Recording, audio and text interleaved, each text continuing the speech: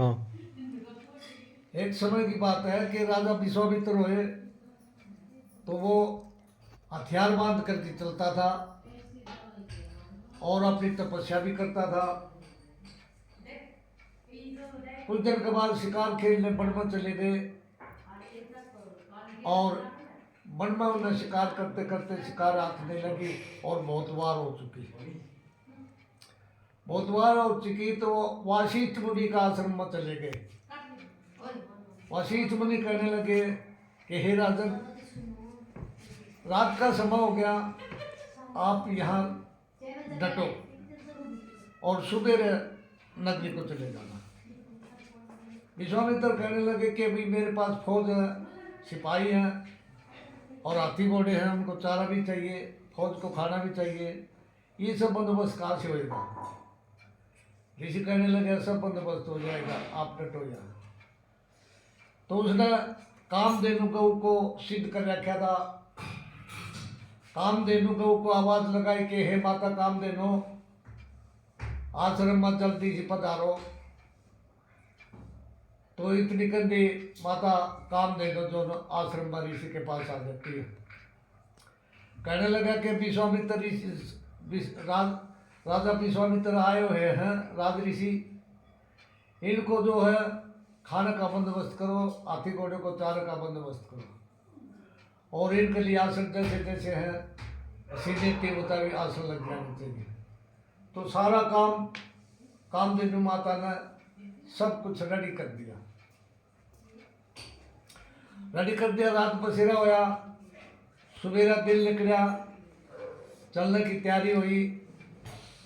राजा कहने लगा कि हे वशिष्ठ मुनि, या कामधेनु का वो तो मुझे दे दे। कहने लगा हे महाराज, ये वो तो देने की नहीं है। जो बोला नहीं देगा तो मैं आपके साथ लड़ाई होगी, आप लड़ाई उठ लो। जो बोला मैं तो लड़ाई उठ लूँगा लेकिन कामधेनु गऊ मैं नहीं दे सकता। ये उसने लड़ाई शुरू कर दी। तो वशिष्ठ मुनि के 100 पुत्र थे, 100 के 100 मार दिए। वशिष्ठ मुनि और उसकी पत्नी दोनों रह गए और वो अपना प्रस्थान कर गया विश्वामित्र। राजमहल में जा लिया। कुछ दिन के बाद फिर विचार कराया उन्हें। पूर्णवासी का दिन था। पूर्णवासी का के दूध का दिन, दूध का चांद निकला था और विश्वामित्र अपनी राज गद्दी पर बैठा बैठा नु करा के आज तो मैं वशिष्ठ मुनि की पत्नी और राजा वशिष्ठ को दोनों को खत्म कर दूंगा। हथियार बांध करके ना और फिर चल पड़ता है वशिष्ठ मुनि का आश्रम में। उन्होंने अपना एक आड़ लगा रखी थी और वो आड़ का पीछे बैठे थे, धूप सेक रहे थे। शाम का समय हो गया बैठे बैठे। जब कहने लगी वशिष्ठ मुनि की पत्नी कहने लगी कि हे महाराज, कहने लगा बोलो कि आज देखो कितना सुंदर चांद निकल रहा है, कि बहुत सुंदर है। फिर महाराज एक बात पूछो जो कहो कि इससे भी कोई सुंदर है। ने बोला है इससे भी सुंदर। बोला कौन? कि विश्वामित्र। ये विश्वामित्र सुन रहा था। विश्वामित्र ने हथियार जो थे वो मारने के लिए ले गया था, वो हथियार फाँक दिए। हथियार फाँक करके न और वशिष्ठ मुनि के चरणों में जाके प्रणाम करी। उसने चरणों में प्रणाम करी तो वशिष्ठ मुनि कहने लगे कि आओ जी राज ऋषि। ये उसने देखा कि भाई राज ऋषि की पदवी तो ऋषि की पदवी तो मिली तेरे को। चलो न बोले यह बात कैसे कही आपने। न बोला और ही दिन तू राजा था और आज हथियार फाँक करके न एक मुनि के आश्रम में आकर के ना उसको प्रणाम किया है, इसलिए आज से तो राज ऋषि हो गया कि राज भी करेगा और ऋषि पद भी तेरे को मिल गई।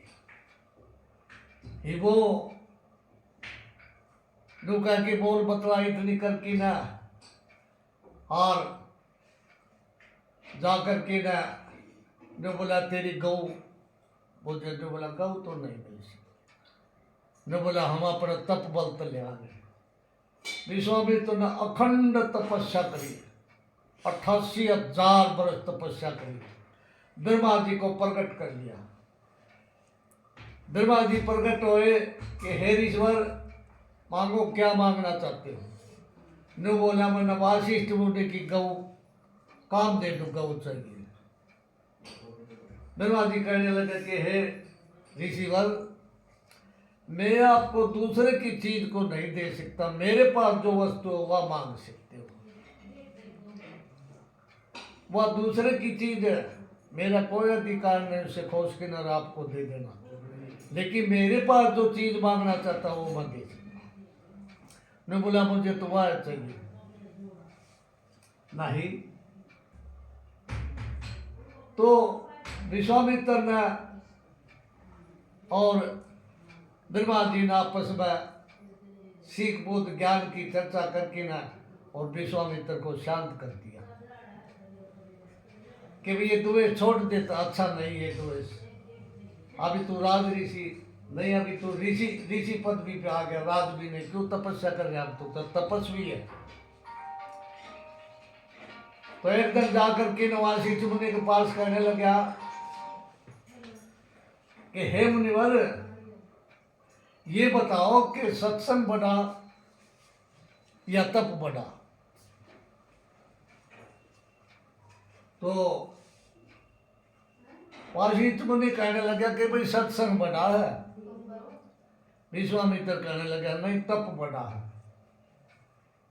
ने बोला भाई ना, तू तेरा नहीं घटाओ, मैं मेरा नहीं घटाओ, तो अपना फैसला कौन करे। ने बोला एक काम कर ले, बोले के शिव ब्रह्मा जी दौरों चल लेंगे, ब्रह्मा जी तो फैसला करा लेंगे। वो चले, जाके ब्रह्मा जी को प्रणाम किया कि हे ब्रह्मा जी, महाराज फैसला कर दो। हाँ बोला बताओ। बोला ये बताओ सत्संग बड़ा तब बड़ा। तो ब्रह्मा जी ने विचार किया, अगर मैं तप बड़ा बता दिया तो सत्संग का महत्व भी खत्म हो जाएगा, मुक्ति का मार्ग खत्म हो जाएगा। अगर मैं सत्संग बड़ा बता दिया तो विश्वामित्र श्राप दे देंगे। ऋषि तो श्राप ही दिया करते पहले, और क्या था उनके, क्रोध आ जाता, क्रोध में श्राप दे देते थे। होना हो ना पैंडा छुटा ले। ने बोला भाई मैं तो सृष्टि रचना में लगवाया हूँ, मेरे पास तो समय नहीं, आप ये फैसला भगवान शिव से करवाओ। टाल दिए। ये भी कैलाश पर्वत पर चले गए, हिमालय में जाके ना भगवान शिव से मिले। ये भगवान शिव से कहने लगे आओ ऋषिवर, आओ मुनिवर, कैसे आना है। ने बोला महाराज फैसला कर दे। शिव जी समझ गए कि दोनों बीमारी से, अगर सत्संग बड़ा बता दिया तो विश्वामित्र श्राप देगा, तब बड़ा बता दिया तो सत्संग की महिमा खत्म हो जाए, फिर लोगों को मोक्ष नहीं मिलेगा। नु बोला भाई मैं तो पार्वती कदे तो नूना उठ के चली जा सकते, नूना उठ के चले जा, मेरा तो भांग की टुक्कड़ उठ रही सर, और जब तक मैंने भांग नहीं मिले मैंने कोई बात मेरा समझ में नहीं आ।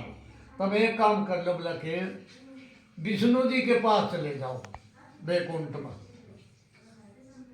ये वो दोनों विष्णु लोक में चले गए। जाकर के ना विष्णु जी से विष्णु ने देखा, कहने लगा हे लक्ष्मी साइड में हो जा, क्यों कि दो बीमारी आ रही सर। ये लक्ष्मी जी एक साइड में अपनी समाधि लगा कर एक साइड में बैठ गई, जाके ना सादर प्रणाम किया, कहने लगे कि हे भगवान। बोला हाँ हमारा फैसला कर दो। बोला क्या का फैसला? इन्हों बता दो सत्संग में डाक तब। नो बोला भाई देखो मतलब तो समय को ना मेरे घराली बिला हंडर हुआ, कदे वह कसाइया के चली जास, कदे वह चूड़िया के चली जास, कदे किसी का चली जास, कदे किसी का युवा पानिया का जारी से उन्हें ताला भीतर रोक रखी जाए। मैं तो किसी विधि से भी उन्हें छुटा के लाऊंगा, मेरे पास तीसरा टाइम से टाल दिए। तो बोला आपने राम था जो बोला भाई पाताल लोक में शेषनाग के पास चले जाओ, तो वो तारा फैसला कर सकता है। इन लगा समाधि पाताल लोक में विश्वामित्र और ऋषि वशिष्ठ मुनि दोनों पाताल लोक में पहुंच जाते हैं शेषनाग के पास।